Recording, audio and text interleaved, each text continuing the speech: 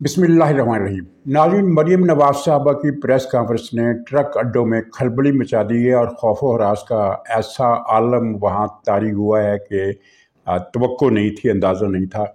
और मरीम नवाज साहबा की इस प्रेस कॉन्फ्रेंस के अलावा भी बहुत कुछ होने वाला है। ख़ास तौर पर पार्लियामेंट के मुश्तरका इजलास में कई शवाहद पेश किए जा सकते हैं, जिसके बाद ट्रक अड्डों की जो हरासगी है वो शायद वो केस कर दें कि ये हमें नाजायज़ तौर पर हरासा करके हमारी नींदें हराम कर देगी। लेकिन ये मामला अल्टीमेटली आखिर जाएगा वही जहाँ चीफ जस्टिस की असर नौ तकर्री वाला मसला।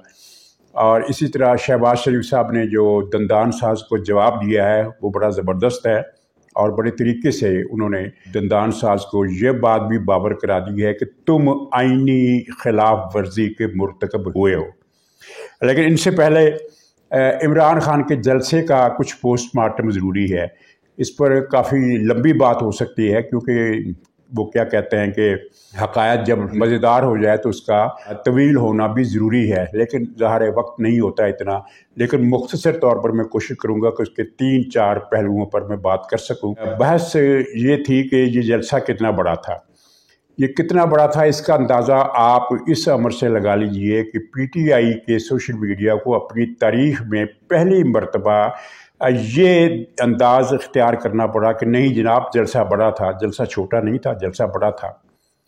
ये इसी से आप अंदाज़ा लगा लीजिए। वैसे अंदाज़ा लगाने के लिए तो इनकी जो बौखलाहट है कि कल इन्होंने असल जलसे की वीडियो या क्लिप जारी करने के बजाय पुराने जलसे और गलत जलसे दिखाते रहे। ऊरिया मकबूल जान से लेकर इमरान रियाज तक जितने भी किराए के टट्टू हैं और जितने भी ये ईमान फरोश, ज़मीर फरोश हैं, इन्होंने किसी ने मीनार पाकिस्तान के 2018 के जलसे की तस्वीर लगा दी, खुद इमरान खान ने अपने जलसे की पुरानी फ़ोटो लगा दी, और किसी ने वो हॉकी स्टेडियम का जलसा दिखा दिया, किसी ने कराची का जलसा दिखा दिया। और 3-4 वीडियो नहीं थी, बल्कि कम से कम 50-60 के लोग एक्टिव थे पुराने जलसों की तस्वीरें दिखाते हुए कि देखो कितना बड़ा जलसा है। बहरहाल आम अंदाज़ा ये है, यानी एजेंसियों का और गैर मुल्की अखबार नवीसों का, कि 8 से 10 हज़ार तक का मजमा था, जबकि पाकिस्तान की पुलिस जो है वो 6-7 हज़ार से ज़्यादा जाने को तैयार नहीं है। लेकिन हम मान लेते हैं कि 10 हज़ार थे, बल्कि हम 10 हज़ार से भी आगे बढ़ जाते हैं कि 12 हज़ार थे। जबकि कुछ ही महीने पहले इनका जो लाहौर के हॉकी स्टेडियम में जलसा हुआ था उसमें 20 हज़ार से ज़्यादा लोग थे। यानी ये अपनी ही उस जलसे के नीचे आ गए। और आम तौर पर अखबार नवीसों में ये इत्तेफाक है कि लाहौर में पीटीआई का ये अब तक होने वाला सबसे छोटा जलसा था। ज़ाहिर जलसों की बात करेंगे तो उसका ताल्लुक है इन जलसा गाहों से। लिबर्टी चौक के होने वाले मुजाहरे जलसों को हम इसमें शामिल नहीं करते, नहीं किया जा सकता है, बल्कि जहाँ मीनार पाकिस्तान, हॉकी ग्राउंड या इसी तरह किसी और जगह पर इमरान ने जो जलसे किए हैं उनमें ये सबसे छोटा जलसा था, जिसकी स्ट्रेंथ 10 हज़ार से ज़्यादा नहीं बढ़ सकी। और नाज़रीन, इसमें एक बात और ज़्यादा क्लियर है कि ये पहला जलसा था इमरान खान का जिसमें पुलिस की कम से कम 1,500 नफरी की ड्यूटी लगाई गई थी, क्योंकि दहशत गर्दी का ख़तरा था। और ये इतलात भी आई थी कि टीटीपी के लोग जहां लाहौर में दाखिल हो गए हैं वो इमरान खान के जलसे से पहले या बाद में पुलिस पर हमले कर सकते हैं। लेकिन बहरहाल उनका बंदोबस्त कर लिया गया और ऐसे हिफाजती इंतजाम किए गए कि वो लोग दहशत गर्दी नहीं कर सके। इससे आप इस बात का अंदाज़ा भी लगाइए कि टीटीपी के लोग इमरान खान की हिमायत में अब किस हद तक चले गए हैं कि वो पुलिस को टारगेटिंग का निशाना बनाएंगे। और ये इसका ताल्लुक हमाद अजहर की उस ट्वीट से भी किया जा सकता है, जोड़ा जा सकता है, जिसमें उन्होंने लाहौर के पुलिस अफसरों की तस्वीरें छापी थी कि ये हमारे मुजरिम हैं, हम इनको माफ़ नहीं करेंगे। और अगर टीटीपी के लोग हमला करके इनमें से किसी पुलिस अफसर को शहीद कर देते तो हमाद अजहर ने कहना था कि ये अवामी रद्द-ए-अमल था। बहरहाल अवामी रद्द-ए-अमल वो रोक दिया गया, टीटीपी के लोगों को कार्रवाई का मौका नहीं मिला। लेकिन अब ये सवाल या निशान अपनी जगह है कि टीटीपी के जो लोग लाहौर आए हैं वो वापस चले गए या यही मौजूद है, उन्हें पकड़ा क्यों नहीं गया, ये इसमें एक कमज़ोरी हुकूमत की ज़ाहिर होती है। तो नाज़रीन, ये जलसे की स्ट्रेंथ थी, आपने सारी देख ली। इमरान खान की मायूसी भी ज़ाहिर हो गई। ये रिपोर्टें आ रही हैं कि ज़मान पार्क में उसने पार्टी के रहनुमाओं से बाज़ पुरस की है कि ये लोग इतने कम क्यों थे। वो खुद उसने یہ جتنا مرضی پی ٹی آئی کہ سوشل میڈیا جعلی تصویریں چلا لے، عمران خان خود ڈبے میں بیٹھ کر جیسے جلسہ کی حاضری دیکھ رہا تھا۔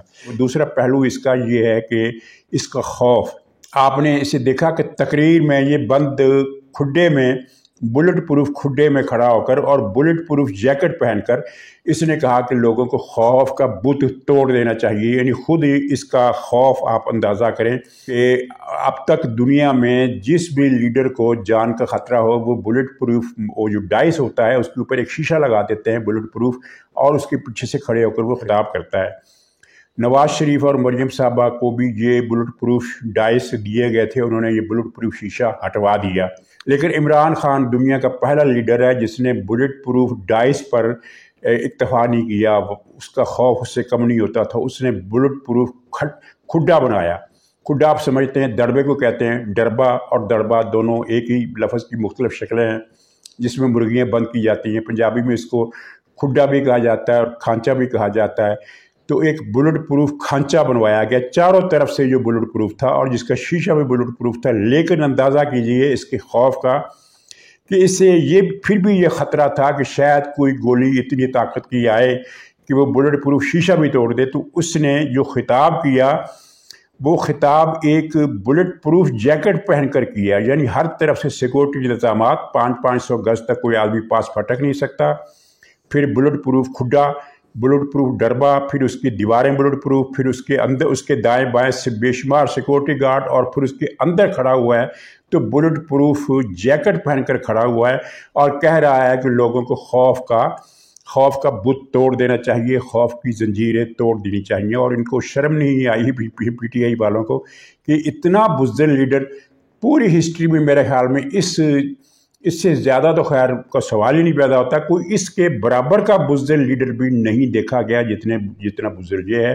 اس کے ایک بزدل ایک مثال کل آپ دیکھ چکے ہیں، جلسہ عام سے پہلے جب یہ بلٹ پروف گاڑی پر پہنچا، وہ بلٹ پروف گاڑی کے اوپر ایک بہت موٹی آہنی سلاخوں والی، اسٹیل کی سلاخوں والی، بہت موٹی سلاخوں والی ایک ڈبل جیکٹ جس کو کہتے ہیں کٹہرا، وہ کٹہرا اس کے اوپر چڑھایا ہوا بلٹ پروف گاڑی، اس کے اندر پھر یہ صورتحال ہے۔ اور اسی طرح اس کے زمان پارک کی صورتحال ہے، وہاں اس کے تمام کمرے بلٹ پروف ہیں، بلٹ پروف کمروں کے باہر ریت کی بوریاں ہیں جن میں گولی تو کیا گولا بھی آ کر گرے تو جذب ہو جائے، پھر سیکورٹی کے پہرے ہیں، فاصلے ہیں، چیکنگز ہیں، اور پھر بھی یہ ہر وقت آسمان کو وہاں دیکھتا رہتا ہے۔ پی ٹی آئی والے کہتے ہیں کہ اس کو خطرہ ہے کہ کہیں کوئی دشمن ہیلی کاپٹر سے حملہ نہ کر دے۔ کبھی ایسا ہوا ہے کہ کسی حکومت نے کسی اپنے مخالف لیڈر کو اگر فرض کرو وہ مروانا بھی چاہے تو وہ ہیلی کاپٹر بھیج کر مروائے گی؟ یعنی یہ دماغ کی خرابی اس کی بھی ہے اور اس کے کارکنوں کی بھی ہے۔ تو یہ جناب اس کی جلسے کی صورتحال، اور یہ تھی اس کی بہادری کا عکس آپ نے دیکھا۔ اور پھر اس نے جو خطاب کیا اس میں دو باتیں قابل ذکر تھی۔ ایک تو خیر اس نے جو منشور پیش کیا وہ احمقانہ منشور، یعنی اپنے دور میں اس 4.25 سال میں یہ جو سرمایہ کاری نہیں لا سکا کہ $200 ارب تو صرف امریکہ سے لائے جا سکتے ہیں، تو کیوں نہیں لائے بھائی؟ خود کہتے ہو کہ امریکہ میں جتنے اوورسیز پاکستانی اور برطانیہ میں جتنے اوورسیز پاکستانی ہیں ان کی بھاری اکثریت میرے ساتھ ہے، تو وہ $200 ارب تب نہیں لائے، اب یہ لایا۔ لیکن دوسرا نقطہ جس پر میں فوکس کرنا چاہتا ہوں وہ یہ ہے کہ اس نے کہا ہم زراعت کو ترقی دیں گے۔ ناظرین، یہ عمران خان پاکستان کا پہلا حکمران تھا جس نے سسٹمیٹیکلی زراعت کو تباہ کیا، ناقص بیج، ناقص کھادیں اور یہ سارے معاملات کو علاوہ جو بڑا کام اس نے کیا، اس نے ایک زرعی زمینوں پر ناجائز ہاؤسنگ سوسائٹیوں کی ایک ڈار یا ایک غول تھا جو چھوڑ دیا گیا، اور جناب اطلاعات یہ ہیں کہ کچھ 6000 سے زیادہ ہاؤسنگ سوسائٹیوں نے زرعی زمینوں پر ناجائز قبضے کیے اور ضوابط کو پامال کر کے بغیر اجازت کے، اور زمینوں کاشتکاروں کو مار مار کر وہاں سے بھگایا۔ اور عمران خان نے ایک آرڈیننس کے ذریعے ان 6000 ہاؤسنگ سوسائٹیوں کو جائز قرار دے دیا، اور پھر وہ روڈا والا جو راوی اربن اسکیم جو ہے اس میں ہزاروں ایکڑ زمین لوگوں کی چھینی گئی۔ یعنی زراعت کو 6000 ہاؤسنگ سوسائٹیوں کے پاس کتنے مربع اور کتنے ایکڑ زمین ہوگی، وہاں زراعت کا اس نے نام و نشان مٹا دیا، اور زراعت کی بے کنی میں اس کا نام ہمیشہ زندہ رکھا جائے گا۔ اس کے دور میں کاشتکاروں کی جو حالت ہوئی وہ ہوئی، زرعی پیداوار گندم سے لے کر گنے تک ہر چیز کی زرعی پیداوار کم ہوئی، اور پاکستان اپنی پوری تاریخ میں پہلی مرتبہ عمران خان کے دور میں گندم بھی امپورٹ کرنے پر مجبور ہوا اور شوگر بھی امپورٹ کرنے پر مجبور ہوا، حالانکہ یہ چیزیں سرپلس پیدا ہوتی تھی پاکستان میں۔ ان باقی چیزوں کی قلت رہی ہو یا نہ رہی ہو، ان دو چیزوں کی قلت کبھی نہیں رہی، یہ ہمیشہ ایکسپورٹ کی جاتی رہی ہے، خاص طور پر چینی تو بہت زیادہ ایکسپورٹ کی، بلکہ جب یہ حکومت میں آیا تو سب سے پہلا کام اس نے چینی کی ایکسپورٹ کا کیا تھا، اس کے بعد پھر یہ الٹا معاملہ چلا، چینی بھی امپورٹ ہو رہی ہے، گندم بھی امپورٹ ہو رہی ہے، یہ اس ملک کا اس نے یہ حال کیا۔ تو یہ خیر اس کی تقریر اور جلسے کا پوسٹ مارٹم تھا۔ جلسہ مجموعی طور پر ہم کہہ سکتے ہیں کہ اس کا لاہور میں سب سے ناکام جلسہ تھا، سب سے چھوٹا جلسہ تھا، اور اس کا اسے نقصان کیا ہوا؟ نقصان یہ ہوا کہ اس کی طاقت کا جو اس نے ایک جھوٹا بھرم سوشل میڈیا کے بل پر قائم کر رکھا تھا، وہ اسی سوشل میڈیا کے ہاتھوں بھی ٹوٹ گیا۔ ایک تو جلسہ چھوٹا ہوا، دوسرا سوشل میڈیا نے جو قلعہ بازیاں کھائیں اور جو حماقتیں کیں، ان سب کے بعد عوام پر جو امپریشن قائم ہوا وہ یہی تھا کہ یہ فراڈ ہے۔ یعنی سوشل میڈیا مسلسل جھوٹے کلپ چلاتا رہا، اور فوراً ہی اب مسلم لیگ کا سوشل میڈیا سیل بھی ایکٹیو ہوا۔ وہ جیسے ہی یہ کوئی جھوٹا کلپ چلاتے تھے کہ عمران خان کا جلسہ ہے، تو مسلم لیگ نون والے اسے فوری طور پر سرچ کر کے بتا دیتے ہیں کہ یہ 2018 کا جلسہ ہے، یہ 2017 کا جلسہ ہے، یہ 2015 کا ہے، یہ ہاکی گراؤنڈ کا ہے، یہ مینار پاکستان کا ہے، یہ حتیٰ کہ پشاور کا ایک جلسہ بھی انہوں نے ڈال دیا جو کافی بڑا تھا، پتہ نہیں کس سال میں ہوا تھا، مجھے یاد نہیں، لیکن وہ جلسہ بھی اس کی سوشل میڈیا ٹیم نے کل کے مینار پاکستان کے جلسے میں۔ تو ان کی بوکھلاہٹوں سے اور ان کے ڈیفینسو انداز سے آج بھی آپ دیکھ لیں کہ سارا دن ٹی وی پر ان کے حامی لوگ لگے رہے کہ نہیں جناب جلسہ چھوٹا نہیں تھا، نہیں جناب جلسہ چھوٹا نہیں تھا، یہ صورتحال تھی۔ تو اسی سے آپ کو پوزیشن کا اندازہ لگا لیں کہ کس طرح وہ یکسر چینج ہو گئی ہے۔ ناظرین، دندان ساز نے جو ایک بہودہ خط لکھا تھا اپنے اختیارات سے تجاوز کرتے ہوئے، اس کا کوئی اسے اختیار نہیں تھا کہ وہ حکومت سے کہتا کہ وہ الیکشن کرائے، تو اگرچہ اس کا جواب دینے کی کوئی خاص ضرورت نہیں تھی، لیکن وزیر اعظم شہباز شریف نے مناسب جواب دیا ہے۔ وزیر اعظم کا خط ہے، وہ اخبارات میں آ گیا ہے، آپ نے دیکھ لیا ہوگا، لیکن اس میں ایک دو فکرے، ایک تو خیر جو شروع کا فکرہ ہے وہی کافی ہے کہ جناب یہ کوئی صدر کی زبان نہیں لگتی، یہ آپ کا جو خط ہے یہ پی ٹی آئی کا پریس ریلیز لگتا ہے، اس سے زیادہ اب دندان ساز کے منہ پر چباکھڑ منہ پر چپیٹ اور کیا ہو سکتی ہے؟ چپیٹ سے مراد تھپڑ ہے، تمانچہ ہے۔ تو دوسری بات جو شہباز شریف نے کی وہ یہ کہ آپ کا خط صدر کے آئینی منصب کا آئینہ دار نہیں، لیکن آپ مسلسل یہی کچھ کر رہے ہیں۔ 3 اپریل 2022 کو آپ نے قومی اسمبلی کی تحلیل کر کے سابق وزیر اعظم کی غیر آئینی ہدایت پر عمل کیا، جس کے بعد سپریم کورٹ نے آپ کے 7 اپریل کے اس حکم کو غیر آئینی قرار دے دیا۔ یہ فکر اصل میں اس کا مطلب یہ ہے ان فکروں کا کہ آپ نے آئین شکنی کی، آپ آئین توڑنے کے مرتکب ہوئے، آپ پر آرٹیکل 6 لگایا جا سکتا ہے، اور یہ لگے گا ایک دن۔ لوگ کہہ رہے ہیں کہ یہ وزیر اعظم شہباز شریف نے بڑی اس کی بے عزتی کر دی ہے، اب اس کے پلے کچھ نہیں رہا۔ میں کہتا ہوں کہ یہ وہ آدمی ہے جس کے پلے کبھی کچھ نہیں رہا، لیکن یہ وہ لوگ ہیں، یہ اس قسم کی اس جنس کا آدمی ہے کہ جس پر بے عزتی کا کوئی اثر نہیں ہوتا۔ وہ اسی طرح کا کوئی باندر تھا الوی جیسا، وہ کسی شہر میں گیا اور وہاں پتہ نہیں اس نے کوئی جیب تراشی کی، جس طرح یہ عارف الوی کرتا رہا ہے اپنی سیاست سے پہلے کے زمانے میں، یہی کام کیا کرتا تھا۔ تو وہاں جیب تراشی کی اور پکڑا گیا، لوگوں نے اسے ننگا کر دیا اور اس کے کپڑے اتار کے اس کے منہ پر کالک پھیری اور گلے میں جوتوں کے ہاتھ ڈالے اور گدھے پر بٹھا کر پورے شہر کی سیر کرائی۔ شام کو چھوڑ دیا تو یہ اپنے گھر پہنچا، واپس اپنے شہر اپنے گاؤں آیا، اور گھر پہنچا تو گھر والوں نے کہا کہ وہاں تم کس شہر میں گئے تھے، کیا ماجرا، کو کچھ سناؤ بات ہمیں بھی۔ تو اس نے کہا جناب اس شہر کے تو لوگ بڑے اچھے ہیں، انہوں نے مجھے مفت میں گدھے پر بٹھا کر سارے شہر کی سیر کرائی، اگر میں سارا شہر چل کر دیکھتا تھک جاتا ہے، لیکن انہوں نے اتنی مہمان نوازی کی کہ مجھے سارے شہر کی مفت سیر کرائی اور میرے گلے میں ہار بھی ڈالے۔ تو یہ الوی اس قسم کا باندر ہے۔ تو اس سے اگر آپ یہ توقع رکھیں کہ اس بے عزتی کے بعد وہ کچھ پریشان ہوا ہوگا، نہیں، یہ وہ چیزیں ہیں جو بے عزتی کرا کے خوش ہوتی ہیں۔ ان کا ٹانا کی بے عزتی، جب بے عزتی ہوگی تو یہ بڑا خوش ہوتے ہیں اور ان کے دل میں، ان کے جسم میں نئی توانائی آتی ہے۔ تو خیر اس باندر کا انجام بھی اب قریب ہے۔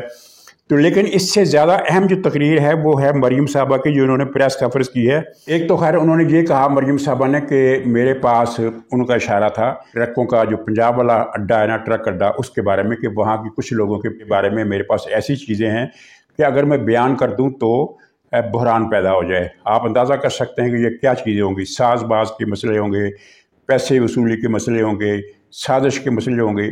और ये जो लोग समझ रहे हैं ना कि मरीम साहबा ने ये बात सिर्फ इशारा दिया है, इशारा नहीं दिया, उनका जो है इरादा वो इन चीज़ों को सामने लाने का है। वो किस वक्त लाएंगे ये हमें पता नहीं, लेकिन इस फिक्रे के बाद जो खलबली मची है उसके बारे में बताया जाता है कि वो बाहमी मुलाकातें, टेलीफोन के सिलसिले, मीटिंग्स का इरादे, कल मिल लो, कल वो कर लो, फलां से बात कर लो, इस तरह की बातें हुई हैं। प्रेस कॉन्फ्रेंस में इन्होंने जो सुप्रीम कोर्ट के बारे में कहा कि उन्होंने कहा ये वो बात है जो पहले दिन से वाज़ेह है, लेकिन मुस्लिम लीग नून खुल कर ये बात नहीं कर रही थी। तो मरीम साहबा ने पहली मरतबा खुल कर ये कह दिया कि मौजूदा बहरान सुप्रीम कोर्ट की तरफ से आइन को रीराइट करने की कोशिश की वजह से हुआ है। सुप्रीम कोर्ट ने 25 लोगों को इमरान खान की झोली में डालने के लिए आइन को रीराइट कर दिया और इमरान की सहूलतकारी की। उन्होंने कहा कि जस्टिस एजाजुल हसन के एक मुतनाज़िया ट्वीट पर आज खुद नोटिस लिया गया और 5 जजेस ने यह फैसला दिया कि इमरान ने खुले आम आइन की खिलाफ वर्जी की है, मगर उसके बाद अदालत ने आराम से घर जाने दिया। प्रेस कॉन्फ्रेंस इसको पढ़ने की ज़रूरत है, इसलिए पढ़ने की ज़रूरत है कि मामलात की सूरत हाल की अब जो नई अक्कासी के कुछ जो अहम फैसले किए गए हैं उनके बारे में इशारा मिलता है। तो ये जो आइन को रीराइट करने वाला मामला है ये तब का है जब जुलाई में परवेज़ इलाही को सुप्रीम कोर्ट ने पंजाब का वज़ीर आला नामज़द कर दिया, आइन में ये तरमीम करके कि पार्टी चेयरमैन की हदायत की कोई अहमियत नहीं है, बल्कि पार्लिमानी पार्टी का जो चेयरमैन कहेगा उसी को मानने के बाउंड हो गए। जबकि कौमी असम्बली में सुप्रीम कोर्ट का फैसला इसके बरक्स था और आइन में इसकी कोई गुंजाइश नहीं थी। उसके बाद ये बहरान पैदा हुआ और सत्यानाश हो गया, हर चीज़ जिस तरह खसारे में गई, अनारकी की फ़ज़ा पैदा हुई। नाज़रीन माफ़ कीजिएगा, इमरान खान की तकरीर का दूसरा पहलू एक खतर में बयान कर दूँ। उसने कहा कि हमारा इरादा जंग का नहीं है, हम इलेक्शन मांग रहे हैं। मतलब ये है कि खाना जंगी के जो प्रॉस्पेक्ट्स इन्होंने तैयार किए थे कुछ खुशफहमियों की बुनियाद पर, वो हवा हो गए हैं। अब खाना जंगी का इसके मुँह पर लफ्ज़ नहीं आया। आपने नोट किया होगा कि पूरी तकरीर में उसने खाना जंगी, श्रीलंका, ईरान इस तरह की कोई बात नहीं की, बल्कि ये कहा कि हम तो सिर्फ इलेक्शन मांग रहे हैं। यानी खाना जंगी के इम्कानात से इसे मुकम्मल मायूसी हो गई है।